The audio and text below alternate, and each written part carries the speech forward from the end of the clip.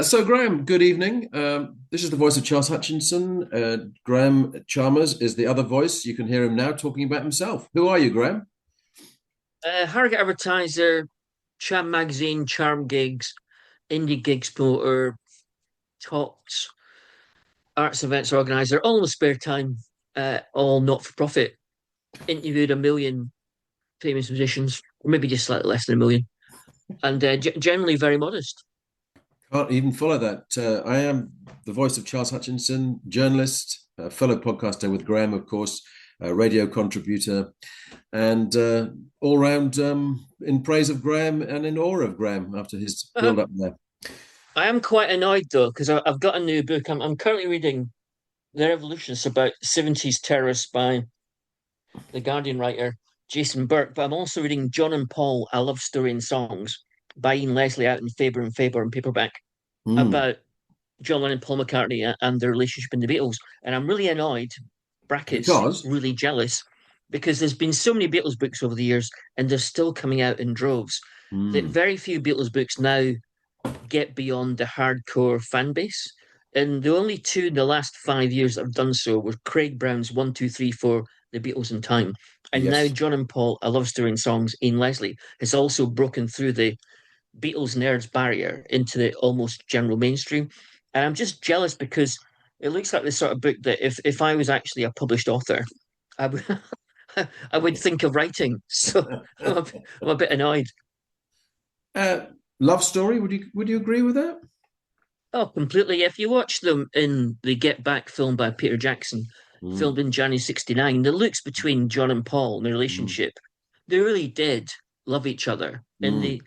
they really took each other really seriously, which is Yes, why the bust up was so traumatic because, Lennon was a bit tougher than McCartney in some ways, yes, although that's not really true. So they both took it hard, which is why they made up yeah. long before Lennon was killed in 1980. Mm. Well, this is Graham. If you want to give us further insights to this book and why you should have written it, we look forward to that episode in time. Let's go straight in at the deep end with quite a heavy one. I think it's fair to say this is the mellowing of controversial French author Michael Houllebecq, as testified by his most recent novel, the gloriously titled Annihilation. Yeah, a bit of a lightweight pot boiler. Well, yeah, Houellebecq emerged in the early noughties with books like Yes. Atomized and Platform, Yeah, I which remember made a huge Atomized. impact across the Western Mm. world. And he basically emerged at a time of 9/11 and Islamist terrorism. And he became part of that whole wave of like Western intellectual writers like Martin Amis and Christopher Hitchens, who responded to 9/11 Twin Towers by stopping, because these were good liberals, good liberal folk, good liberal writers. Mm. Well, they reacted to that whole appalling saga by suddenly deciding that it was okay to be a bit racist against Islamists and Arabs, and it was okay not to be liberal about everything. And they were all good at writing about culture and politics, but they all three of them saw the Western world as having gone wrong because it become too politically correct. And so he's part of that. And they lined up with George Bush Jr. in his invasion of Afghanistan and Iraq, which previously liberal intellectuals like Houellebecq would have been totally opposed to. So it upended the whole way that the Western, slightly left of centre world had previously operated for a good century. And it also, which is this is why I'm against Houellebecq in some ways, although he's a great writer.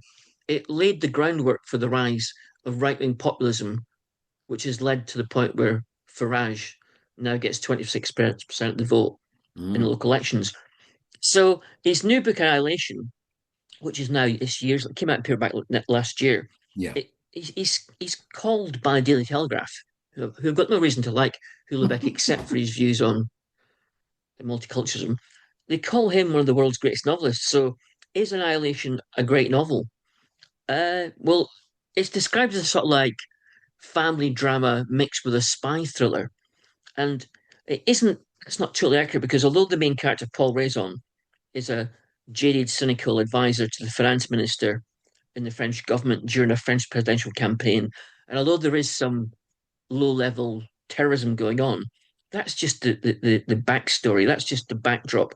It's the landscape that the story is built in. And the story is really about an intelligent man in his late middle age dealing with old age, ill health, marriage problems, family problems, the meaning of life, and love, which obviously sounds like Houllebecq himself. Yes. He's basically writing as an older man about an older man's issues. And it's still got that punchy, very honest style of writing that and that arrogant style of writing that he always had and that also Hitchens had Mm. and Martin Amis. But it's also still good at very good at cultural background. So you get references in passing to Lord of the Rings films, The Matrix, Nirvana, The Beatles, Wicca, religion, Sir Arthur Wicker. Conan Doyle, a Wicker. Scottish writer called Malcolm Mackay, Yeah. who I'd never heard of, who's written Nope. a Glasgow crime trilogy, which obviously is bigger in France than in Britain. So he's got all these usual topics, Mm. except it feels much more personal and it feels much more human than he was 25 years ago when he first became famous. Is it more vulnerable in some way, Graham? Because you make that very astute point. Martin Amis, yeah, an arrogant writer, unquestionably, but that's what people liked about the writing, that Hmm. confidence of writing. Is this a more vulnerable Houellebecq? Well, at first you don't think it is, but the longer it goes on, the more the plot gets away from what you thought it was about and becomes much more about the protagonist confronting love and death. Mm. And when he gets into that last quarter of the book, he suddenly becomes very human, and he gets to become a sort of touching book. And for all he's like toughness, Mm. it ends up, like you said, quite vulnerable, and so it ends up being moving. Now, you would never previously thought that Houellebecq, for all his intelligence and writing skills, would make you feel something, human and emotional, and it sort of gets to you. So, in some ways, it is a great novel, but it hasn't got a great. The narrative is serviceable, does the job, Yeah. but unlike the great novels of the 19th century or most of the 20th century, it hasn't got a brilliant narrative. He's no None of these guys, none of these 21st century writers can write narratives, and I don't know why, like they could in the 20th century and the 19th century. Love and Death, Graham. Probably they're not interested. Probably they're too busy making points that they want to make to be constricted by having a tightly com- tightly written complex narrative. So they don't want to be stuck with that. They'd But, rather get their points across.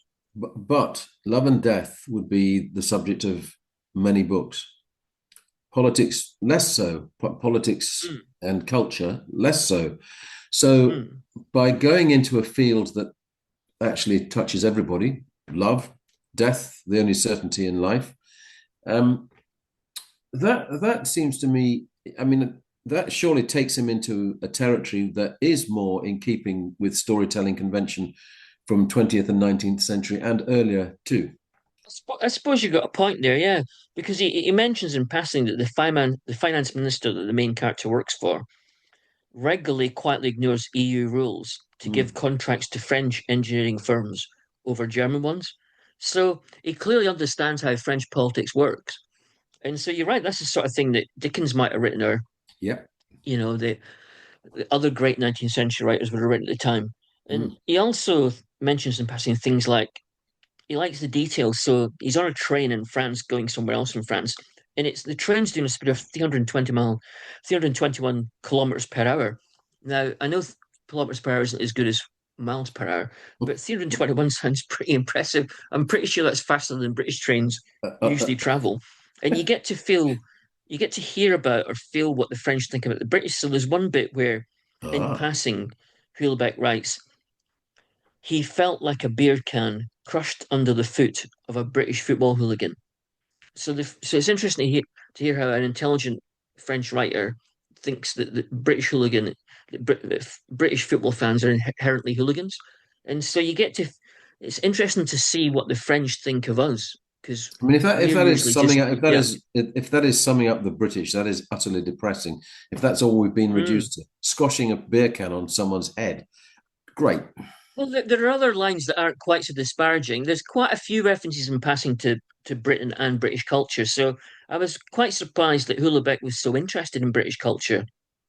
So that was quite a positive. I thought, Well, oh, but I didn't British realize the British French culture's been actually gave a going. damn. If British culture's been going down the pan, and the French has always thought its culture is vastly superior to ours, I imagine there will be some glee in the fact that we are becoming deeply unattractive in our culture. And I would have thought the French would absolutely love that. Would only affirm their utter belief in their No, he seems to be genuinely. No, superiority he of their seems to be interested in aftershaves, Britain. cheese, etc. No, he seems to be interested in Britain. It was quite encouraging. You would have thought the French would just despise Britain as being of no worth whatsoever, but that apparently isn't the case. We're doing a very good job of that ourselves, of course. The annihilation going on of the British culture and character right now in the country. What is the annihilation referring to, Graham? I think it's annihilation in the sense of there's a broad theme which is that, and this is where he still crosses over with popular nationalism and Mm. with Farage and reform. His general hypothesis, in passing, but mentioned several times, is that European civilization is in decline. At one point, he says the whole system is going to come crashing down, and Houellebecq seems to be suggesting that this is because the West has embraced mass decadence and consumerism, and this is where it goes. He goes back to being a bit left wing again, but he's sort of anti-materialist, but at the same time, he thinks that the West lacks belief. Well, belief in what? He doesn't really come up with any ideas to what the West should believe in.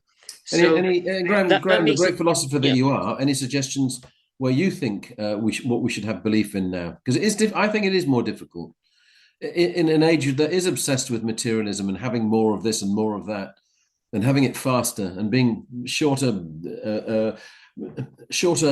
tempered about everything, and believing that, for example, let's just briefly go into the world of politics.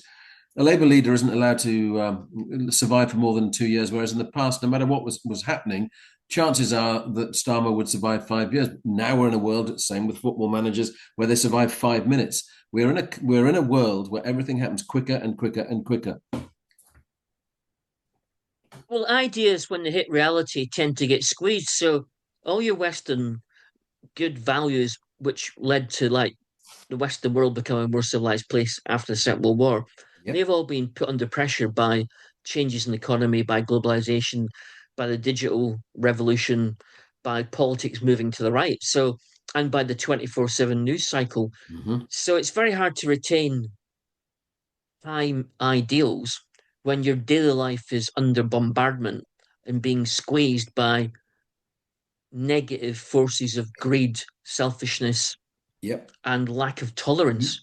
You've hit So on. I think the answer is to try is to try and control and counterbalance the forces creating that environment. What has Mhm. changed is the environment. Ideas change when the environment changes, so we need to somehow get back hold of the environment. But of course, right now, all the trends in politics society are going towards the very forces that Yeah. are creating the environment Yeah. for good values to bite the dust. Yeah. So it's very hard to see where the solution is coming from, which is leading to a whole sea of negativity. I think that the 24-hour news cycle has been hugely part of the problem Mm. because it keeps having Well, to yeah. push an agenda. And I mean, I listen to news stations more than anything else, but it's always pushing an agenda, a need for a solution constantly, and wanting to actually set the agenda. The media feels the need to set the agenda all the time, rather than politicians setting the agenda. Well, And they yeah. go If you watch news relentlessly now, on and yeah, on doing that. yeah. If you watch news now, even on Sky News or whatever, they're almost getting on top of the story with a strong angle before the story's actually happened.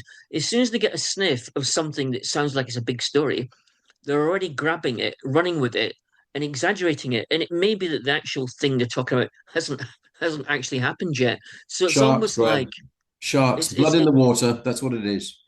yeah, but they're also pulling disaster forward. They're not waiting for disaster to happen. Yeah. They're always forever predicting disaster based on this smallest bit of information. So yeah, I think you got a point. We're to blame. I mean, can you imagine if our podcast was on 24/7? rolling podcast the whole time, the whole year. What devastation would that cause in the Western Well, world? devastation to the throat. We'd end up with a sore throat. And but anyway, I mean, I think that's a really interesting thought that actually they are pushing the agenda always, and looking for a negative result time after time. And it seems to be that unless actually there's a victim constantly, and there's this need to be a shark and to for as I say for blood in the water all the time, but it's setting the agenda for it to happen, whether it should happen or not. The media now seems to be on this relentless journey to trying to destroy and destroy and destroy and destroy. Well, they always had that instinct because bad news sells. But before they had to wait for some facts to emerge, what the Mm, digital revolution and 24/7 news has done is they no longer have to wait for facts to emerge. And they haven't got that luxury because in a competitive world where the digital world is instant, so information goes out there instantaneously after any terrorist attack or any knifing, yeah, anything that happens. So the media feels obliged in competing for attention from viewers to leap on that straight away. So they do not have the time to wait for facts to emerge, which no. means they're writing stories before they're doing stories before they actually know what's happened. Well, let's look at. I think we need to look at a lighter subject after that. And you can't get fluffier and bouncier and camper and sillier than the very imminent Eurovision Song Contest. And but what is interesting, Graham, is that you've been to, and I wasn't even aware this exhibition was coming. So I'm definitely going to go and see this exhibition. Eurovision Song Contest has lost its place, but gained a huge young audience instead, as shown by the new exhibition that's opened at Bradford's National Science and Media Museum, or as you've put here, Madua Museum. I'm not sure who Madua is. I think it sounds some kind of Spanish thing, but anyway. Well, So Graham, it's not. I tell me haven't been about yet because this. it doesn't start till Friday, the Oh, May the 15th. May the So that's 15th. that's like a week's time away practically. Yeah. So I haven't been to National Science Media Museum in Bradford to see it yet. The exhibition is called Setting a Stage, 70 years of the Eurovision Song Contest. And if you think the innocence of the actual competition's gone Yeah. in its 70th anniversary year, which it has done because you've already got five countries boycotting the Yes. Vienna one coming up shortly because of Politics. Israel's Hmm. invasion of Gaza. Hmm. And part of the reason for that was that supposedly Israeli government under Netanyahu actually pushed for Israeli residents to vote for the Israeli song in last year's Eurovision Song Contest to try and make it win, just to annoy everybody. So And it came the second, didn't days of it, it? yeah, the days, yeah, because of the judges, they would have won the popular vote. So the Mm. days of innocence have gone. But the exhibition, from what I've read in Bradford, seems to be back to the good old days of fun. So it's not just an exhibition of iconic Eurovision Song Contest objects that they've curated. Oh, You can sing on stage. You can vote in the nil point jukebox. oh, I like that. So, as usual with modern exhibitions, it's supposed to be fun. Well, I think we'll be going to. Now, I'll tell you what, Graham, one exhibit that will not be there, Sandy Hmm. Shaw's Bare Feet. Oh, that would be a bit unpleasant, possibly, So unless they were how washed and could one scrubbed. represent Sandy Shaw's iconic bare feet? Well, you could take like a plaster cast of her Yeah, feet and then yeah. recreate them realistically, so you could touch Sandy Shaw's feet. I'm not sure I like where this is going. It just, because we mentioned so iconic objects, but I would say that's one of the most iconic images of all with Eurovision, bare feet. That's true. And there's taking his skirt off when Bucks Fizz won in Oh, yes. 1982. Yeah, Making your mind up. making your mind up, which, But the interesting thing about the Eurovision Song Contest is that as a cultural event in terms of music, I mean, it mm, was always a bit risible. But I remember, and you'll remember the days when if you won the Eurovision Song Contest, you'd probably have a number one pop hit, or at least a yeah. top 10 pop hit across Europe. Yes, It had indeed. some impact on the Mm, world of music. It's been a long time since the winner of a Eurovision Song Contest had any musical impact mm. or got any musical career out of it. It's completely gone as meaning anything musically. It's just become a circus. But the bizarre thing is that although it's just become a circus, it's actually more popular than it's ever been, especially amongst young people. So I saw the figures for this. Oh, yeah. The Mm. 2025 Eurovision Song Contest got 175 million viewers.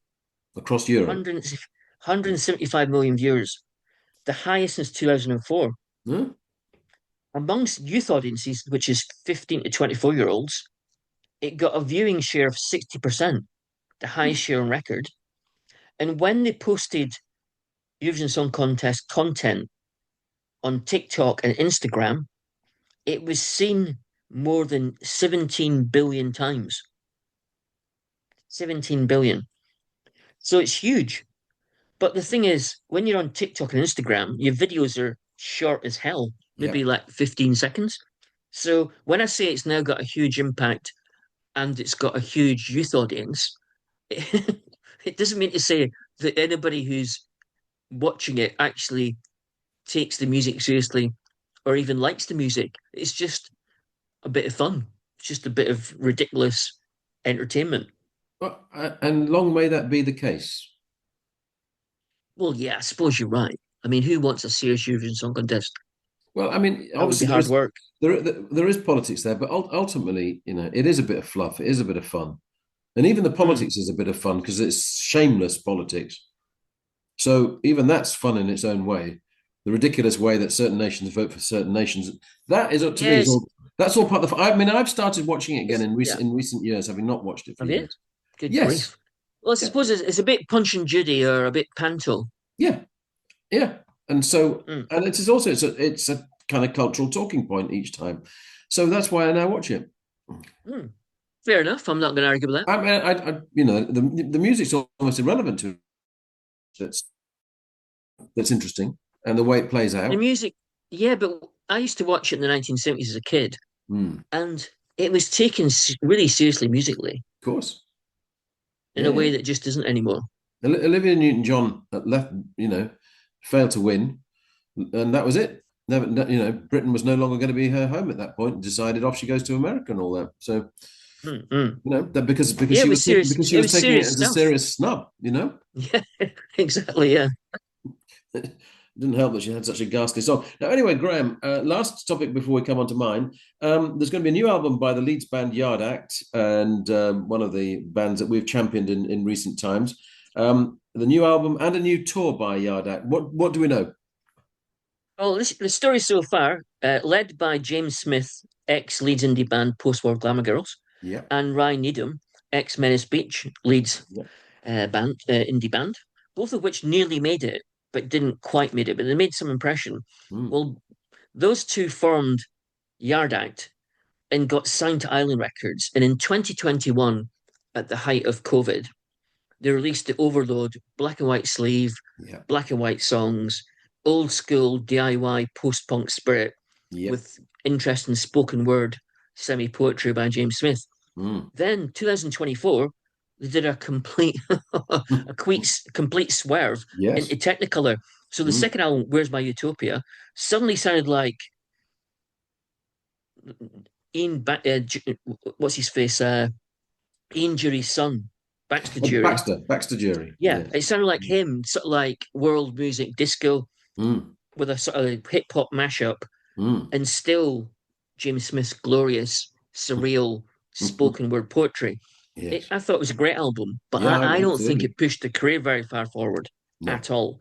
Because it was no longer guitar based really. They weren't really a guitar band at all.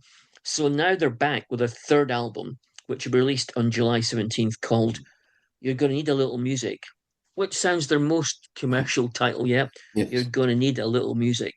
So perhaps that suggests they're looking to sell more records. And they're coming along with a full UK tour Oh. in the autumn, Mhm. including two shows at Leeds O2 Academy on November 6th and 7th. Just like Shed 7 have added a second date at the Leeds O2 Academy. And you look and think, why are these bands not playing at the arena? I mean, you're not playing at First Direct Bank Arena. Why not? We said that last time. I think you brought this up before, and Well, I'm obviously, going to bring I it up think with you. Shed We 7, understand with the Sheds, but yeah, with Yardak, why not? they're not quite big enough yet, I don't think, to play arenas, but Bit of I could ambition. see that. I think I'd love set to see. ambition. I'd love to see a multi-act event curated by Yard Act at Leeds Arena Yeah, with them headlining with yeah, interesting bands below them, yeah, or singers and etc. below them, or DJs. I yeah. think it'd be an amazing occasion. I think they've got such a wide musical reference of Yard Act now. They could make a really great event. I that's the kind of thing that doesn't happen. Mm, But mm. I think in terms of curatorial options, why not? We enjoyed going to see those gigs where you had four or five bands of significant status playing together, be it Sheffield Arena, and that played to potentially, you had fans of each of those bands that would go and see it. I don't see why that idea isn't rolled out more Yeah, often. And in terms well, of both, promoting leads, which is yeah, the other thing we've talked about a lot, that's an opportunity to do that. It really is. well, both those bands that Jamie Smith and Ryan Needham came from, Post-War Glamour Girls Mm. and Menace Beach, they both appeared in all-day events Yes, it is. in Leeds that had loads of acts on the bill, including them. Yeah. So, in that spirit, I think Leeds Arena should do something like that at some point. Yeah, I mean, I get it why these things often take place summertime in the open air, but there is a case for First Direct Arena, First Direct Bank Arena as it now is, to look at that possibility to champion Leeds talent a bit more maybe than it does. I get why big bands play there, but actually, this is one of the ways to showcase Leeds in a way that's not, I think, been done properly before. Yeah, I think you're right. Anyway, we'll see where it goes, Graham. I mean, it won't be me promoting it, it won't be you promoting it, but we'll see that idea. Maybe 25 years ago, I could have even thought about that, but not Oh yeah, now. yeah, absolutely. In the charm promotion days, yes. Mm, So last topic, and we're going to run short of time. I have seen two contrasting. One was a film, one was a mm. play. The film is, They're both British, aren't they? They're they both are very both. British. Have you seen Rose of Nevada yet? No, I've read about it. Does that help? Not enough. Get to see it, Graham.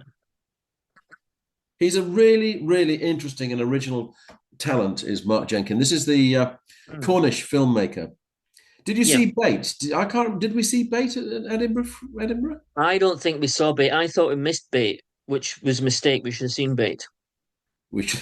We I'm sure should. it showed, We should. but we Anyway, didn't see it. so Rose of Nevada is a ghost story, and actually the ghost in the story is the Rose of Nevada, which is a trawler that Yeah. went down 30 years earlier. It's Mm. set in 1993, so maybe filmed in 2023, 2024, but coming out now. And it's an interesting piece in terms of Cornwall fishing communities. I mean, you could say the same with Whitby. Fishing communities are like no other communities. They live with the prospect of death in a way that other communities don't, other than in wartime. There's always the possibility of a boat going down. And that's And there's quite always something a to look. terrible smell of fish. You're now trivializing the serious points that I'm trying to make. Technically, you're correct, Graham. The first film was also set in Cornwall. Bake was set in Cornwall, Mm. 2019. Mm. That was black and white. This is in color. Now, the way that he films it, that again is unusual. It is actually like watching one of my father's old cine films from when we used to go on holiday at Sands End. It's even kind of Wow. got that scratchiness Mm. across the screen, which is Is actually that the because, whole? Is the entire film made like that? yes, so it's Wow. handmade. It's handmade Wow. filmmaking. Mm. And the colors are sort of, they're almost heightened within that. Mm. So in this story, you have, as I say, suddenly this boat, this trawler that went down 30 years earlier, is suddenly bobbing away in the harbour. Mm. And an old fisherman uh, takes on board to get them to go fishing again. So there's an old hand who's in charge, and then two young lads that come on and are what's called fishers on, and they're the ones who have to cut up the fish, etc., etc. Now suddenly, as they come back from the first journey, they come back and they find themselves in 1993, Oh. and so the pub is busier. Mm. The fishing village, there's loads more people working in the fishing industry. Mm. So there's partly comments on obviously how things have changed. Yeah. But also, it's a question of how you would react to suddenly finding yourself in 30 years earlier. And Yeah. the two young lads, one of whom is played by Callum Turner, one of whom is played by George Mackay from the film 1917, and they react in different ways, and it takes that journey within it. So it's a story of loss, it's a story of death, it's a story of memory. it uses dialogue sparingly, but Mm. really effectively. Mm. And it is filmmaking like no other at the moment. I mean, you have various British filmmakers, Graham, that you mentioned that would be seen as left field filmmakers, and we've championed them before. And I think this is the case with Mark Jenkin as well. I find him a unique filmmaking So voice. it sounds good, but is it a drama or is it a thriller or is it a It's a mystery or is it so a there's a ghost story? What is it? again there's a family drama element to it. It Mhm. is also a mystery as to Mm. how it's because it's a ghost story in its way, how that plays out. So it's a thriller from that point of view, but I wouldn't call it a thriller where there's it's not like a Has murder has mystery it got thriller. a satisfying denouement? Does Yes, it come to some? yes, Yeah. yes, Okay. which is Mm. open to different interpretations. The Sounds good. second, the second of the pieces is the psychic. This is a play. Are you I still know there, Graham? this. Good. Yes, Yeah, I'm good. there. Yeah. Second. No, we're going to be running out of time shortly. So briefly on the psychic. The psychic is from Andy Nyman and Jeremy Dyson. Jeremy Dyson from Ilkley, Andy Nyman from London. Recently, well, I Andy say and I even recently, worked with Derren Brown, the great illusionist. that is exactly who Andy Nyman worked with, and Mm. actually, that is partly what is. You can see that influence on this new piece. So, Ghost Stories is perhaps the piece in the theatre that they're best known for. This is a world premiere at York Theatre Royal. So it's exciting for York Theatre Royal to have a world premiere by these two these writers. They co-write, they co-direct, and it's now. Is it a ghost story? Well, interestingly, when you go in as a journalist, you're asked not to give away certain things. We know Mm. this makes your job a little harder. It says we'd love you to, your if you could steer clear of spoilers of any of the twists or secrets. So I'm not saying whether it's a ghost story or not. That's fair Deliberately, enough. That's fair enough, Charles. I'm not saying whether it's a ghost story or not. But Okay, well, don't what it tell is me. For about, goodness sake, don't tell me. it's spiritualism, and in the Mm. case, so Sheila Gold, played by Eileen Walsh, is Mm. the most successful TV psychic, but she's lost a court case, and the cost it's going to cost her 500,000 pounds in legal fees. So she has to go on a tour. And anyway, within this, though, we are introduced to other family members. And most crucially of all, we get to meet her mother, the spiteful spiritualist Rosa, played by the wonderful Frances Barber. So Frances Barber's a great actress. absolutely, and I mean Eileen's Brilliant. performance is really good as well. And there's a young actress called Megan Placido.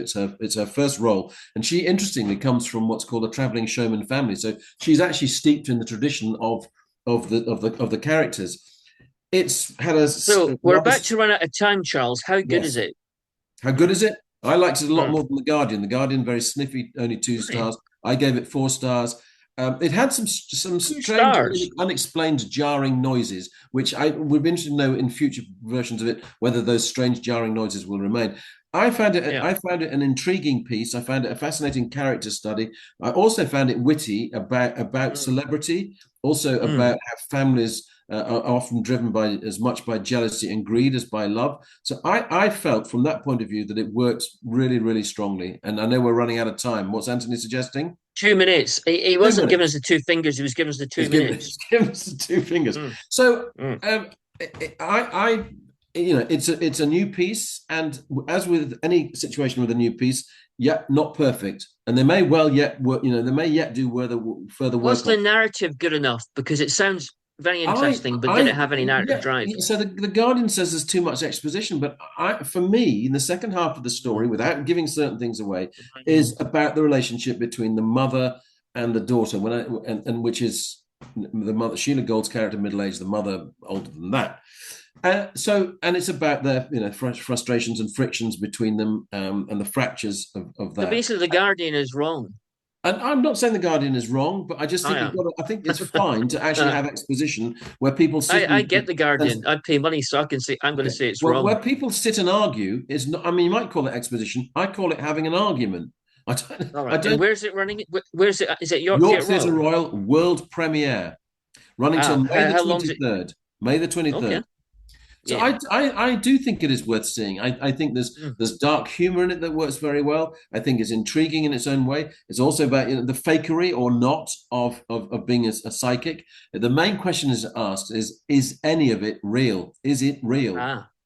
Yeah, And you yeah. have to make the first act that you're watching. You think, is any of this real? Second act, as you watch, That you think, sounds well, quite blimey. clever, Charles. Oh, I That think sounds good. they are Yeah. clever. They're clever Mm, writers, and mm. I'm not saying whether it's a ghost story or not. I'm not going to Maybe, talk maybe the about it. Guardian, maybe the Guardian review wasn't real.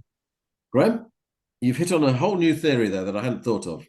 So anyway, I am still thoroughly recommending going to see it, not least because York Theatre Royal will premiere those two words not often in a sentence together, Yeah. and certainly not with writers and directors of the stature of Andy Nyman and Jeremy Dyson. So Mm. I think just the intrigue of seeing their work, well worth going to.